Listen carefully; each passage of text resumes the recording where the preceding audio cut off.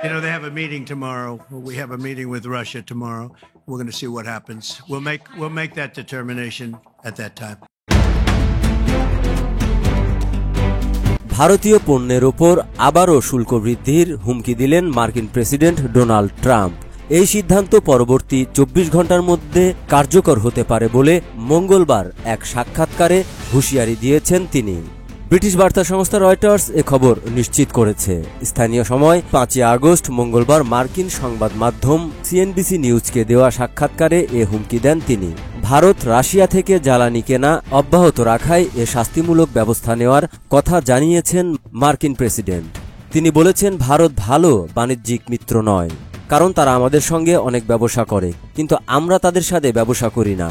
এ কারণে আমরা তাদের ওপর ২৫% শুল্ক আরোপ করেছি। তবে আমি মনে করি আগামী ২৪ ঘন্টার মধ্যে আমি এটি উল্লেখযোগ্যভাবে বৃদ্ধি করব, কারণ তারা রাশিয়ার তেল কিনছে।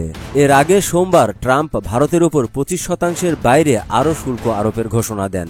ওই সময় তিনি অভিযোগ করেন, রাশিয়া ইউক্রেনে হত্যাকাণ্ড চালানো সত্ত্বেও ভারত তাদের তেল কিনছে, শুধু কিনছেই না, সেগুলো আবার খোলা বাজারে বিক্রি করে বেশি পরিমাণে লাভ করছে। এদিকে ভারতের পররাষ্ট্র মন্ত্রণালয় ট্রাম্পের হুমকির মুখে জানিয়েছে, তাদের নিজেদের জাতীয় স্বার্থ রক্ষায় প্রয়োজনীয় পদক্ষেপ নেওয়া হবে।